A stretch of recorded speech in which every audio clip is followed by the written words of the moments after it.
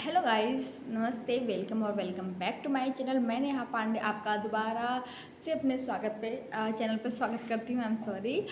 तो दोस्तों, मैं बहुत टाइम से जो है कमेंट्स रिसीव कर रही थी कि आप सभी को जो है ये स्ट्रेटेजी पे या तैयारी कैसे करें, इस पे जो है वीडियो चाहिए थी। तो मैंने सोचा कि मैं अगेन एक वीडियो आपको बता दूं।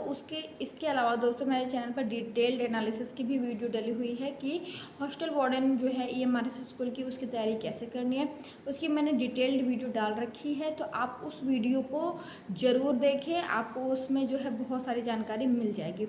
ठीक है दोस्तों, तो वीडियो में हम आगे बढ़ते हैं और बात करते हैं कि जो गवर्नमेंट एग्ज़ाम है, सिर्फ हॉस्टल वार्डन नहीं, कोई भी गवर्नमेंट एग्ज़ाम है तो उसकी तैयारी के लिए जो है हमको किस प्रकार से तैयारी जो है, यदि हम कर रहे हैं तो हमको तैयारी करनी तो है, सभी सिखाते हैं कर तैयारी करो, लेकिन तैयारी करने का फंडा क्या होता है दोस्तों, वो उन्हीं को पता होता है जो सिलेक्ट होते हैं, और उनको पता होता है तभी वो सिलेक्ट हो जाते हैं। और बहुत लोग बहुत सालों तक तैयारी करते रहते हैं पर उनको रिजल्ट में कुछ नहीं मिलता है।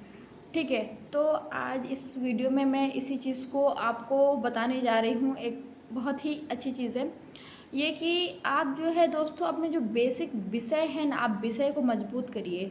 ठीक है, और इस प्रकार से मजबूत करिए कि आप सिर्फ एक एग्ज़ाम नहीं, आप कोई भी एग्ज़ाम में बैठे, ऑल टोटल वनडे एग्ज़ाम में, तो आपका सब में ही आपका एटलीस्ट अच्छे मार्क्स आने चाहिए और आप क्वालिफाई कर जाओ। ठीक, तब तो बात मज़े की आती है। फॉर एग्ज़ाम्पल यदि मैं आपको बताऊँ तो मैं जो है वो हॉस्टल वार्डन की मैंने कोई स्पेशल तैयारी नहीं की थी। मैंने जो तैयारी की थी वो SSC की मैं तैयारी किया करती थी। और सबसे पहले मैंने जो तैयारी की थी, मैंने SSC की भी तैयारी नहीं की थी। सबसे पहले मैंने यूपी सब इंस्पेक्टर की तैयारी की हुई थी। और जो है उसमें मैंने अपने विषय इतने मजबूत कर लिए थे, मतलब लगभग मैंने साल भर सिर्फ उसका ही पढ़ा था, क्योंकि वही मैंने एग्ज़ाम टारगेट किया हुआ था। और उसमें मैथ्स हो, रीजनिंग हो, हिंदी हो, और उसमें पॉलिटी और मूल विधि आती है, बेसिक लॉ कॉन्स्टिट्यूशन। तो उसमें मैंने मैथ्स और जो रीजनिंग था उसमें मैंने इतना तगड़ा कर लिया था दोस्तों, सिर्फ उस पर मेहनत कर करके कि मैंने बहुत सारे रिटन क्लियर किए हुए हैं।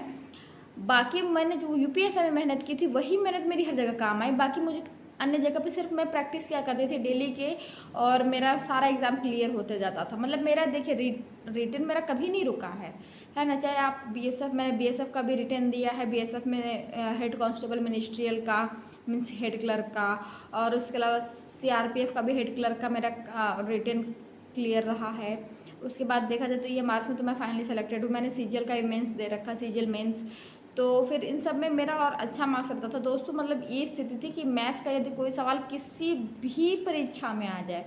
उसके अलावा मैंने यूपी का पेट का भी एग्ज़ाम दे रखा है 2-2 टाइम, और उसमें मेरे सब में आई थिंक 97 परसेंटाइल आसपास सभी में है। GK मेरे मार्क्स करते थे, बाकी मैथ में मेरे मार्क्स, रीजनिंग में मेरे मार्क्स, या फिर हिंदी इंग्लिश वगैरह में मेरे मार्क्स नहीं करते थे। उसका कारण ये था कि मैंने जब भी तैयारी की थी, लाइक इंग्लिश की तैयारी यदि मैंने की थी CGL में, तो मैंने इंग्लिश को इतना रगड़ के पढ़ा था दोस्तों कि मेरा अक्सर करके मेरा 50 में से 45 47 इस प्रकार के मेरे मार्क्स रहा करते थे। और वो निरंतर प्रैक्टिस करने की वजह से ही ऐसा हुआ था। तो दोस्तों, आप लोग विषय को मजबूत कीजिए, है ना। आपका एग्ज़ाम ऑटोमेटिक क्लियर हो जाएगा। और यदि आप सिर्फ एक एग्ज़ाम के भरोसे बैठे रहेंगे तो पता नहीं उसमें दिक्कत हो सकती है, लेकिन यदि आपका विषय मजबूत है, बहुत मजबूत है, तब किसी भी एग्ज़ाम में बैठेंगे ना, आप क्वालिफाई कर जाएंगे और आप सेलेक्ट हो जाएंगे। ये सबसे क्लियर बात है कि हम परीक्षा हमको विषय को ज़्यादा टारगेट करके पढ़ाई करनी चाहिए। ठीक, और उसके अलावा जैसे मैथ्स और रीजनिंग की बात होगी, तो रीजनिंग में भी मैंने दोस्तों यही SI के टाइम पे, UPSC के टाइम पे मैंने इतनी तगड़ी मैंने प्रैक्टिस की थी कि फिर उसके बाद अलावा मैं किसी भी एग्ज़ाम में बैठी हूँ, मेरे रीजनिंग में लगभग आउट ऑफ आउट ही मेरे मार्क्स रहे। जैसे मैंने ये EMRS की भी मैंने रीजनिंग देखी थी, उसमें बहुत ट्रिकी क्वेश्चन थे। हॉस्टल वार्डन का पेपर जिन्होंने देखा है ढंग से, आप समझ पा रहे होंगे कि काफ़ी ट्रिकी पेपर आया था। तो जो है उसमें मेरे रीजनिंग में काफ़ी अच्छा स्कोर था। आई थिंक एक सवाल शायद मैंने छोड़ा था, कुछ ऐसा था, अदरवाइज मेरा फुल ही स्कोर था। मैं यही 18.75 करके कुछ मेरा स्कोर था। एक सवाल शायद गलत हुआ था या मैंने कुछ छोड़ा था, ऐसा ही कुछ हुआ था 20 में से। तो दोस्तों, ये उसी प्रैक्टिस का नतीजा है। तो क्योंकि मैंने कोई अलग से रीजनिंग नहीं पढ़ी थी, मैं तैयारी कर रही थी, निरंतर तैयारी कर रही थी, मैं फॉर्म भरते रह रही थी। और उसी दौरान EMRS का फॉर्म आया, इसको भी मैंने वही तैयारी के दौरान मैंने इसको भी भरा और मेरा निकल गया। EMRS के लिए मैंने सिर्फ 2 चीज़ स्पेसिफिकली पढ़ी थी। वो था एक बेसिक लॉ जो इसमें पूछा गया था, और दूसरी चीज़ थी कि एप्टीट्यूड जो पूछा गया था, प्रशासनिक अभियोग्यता, है ना, तो एडमिनिस्ट्रेटिव एप्टीट्यूड। इन दोनों का मैंने काफ़ी रगड़ के पढ़ा था, और दोस्तों और इतनी रगड़ के मैंने पढ़ा था एडमिनिस्ट्रेटिव एप्टीट्यूड कि मेरे उसमें 29 आउट ऑफ 29 क्वेश्चन मेरे आउट ऑफ 30 मेरे क्वेश्चन से मैंने एक क्वेश्चन बस छोड़ा था। और आप किसी से भी एकलव्य का जिन्होंने भी एग्ज़ाम दिया हुआ है, आप किसी से भी पूछ लेंगे, इतने हाई मार्क्स किसी के भी नहीं आए हैं जितने मेरे मार्क्स आए हैं एडमिनिस्ट्रेटिव एप्टीट्यूड में। ठीक है, तो वो इसीलिए आए हुए हैं क्योंकि मैंने मतलब यूट्यूब पर चाहे जितनी भी वीडियो थी या फिर क्या सकते चाहे कोई भी बुक रिव्यू कुछ भी रहा, मुझे जहाँ से जो मिला मैंने सब कुछ पढ़ा है, और मैंने फ्री ऑफ कॉस्ट पढ़ा है। मैंने किसी चीज़ के लिए कोई पेड कोर्स नहीं लिया है। तो दोस्तों एट लास्ट इस वीडियो को मैं यहीं पे सम अप करती हूँ, और आपको मैं यही बताना चाहती हूँ कि आप विषय को मजबूत करिए। आप विषय को यदि मजबूत करेंगे तो आपका मतलब हर एग्ज़ाम में कम से कम रिटर्न तो आपका निकल ही जाएगा। भले देखिए दोस्तों, मैं फ़ेल हुई हूँ किस चीज़ में, मैं रनिंग में फेल होती थी। ठीक, जैसे मैंने GD वगैरह की रनिंग में तो गई ही नहीं थी, मैंने ड्रॉप कर दिया, क्योंकि मैं तो फेल ही थी ना।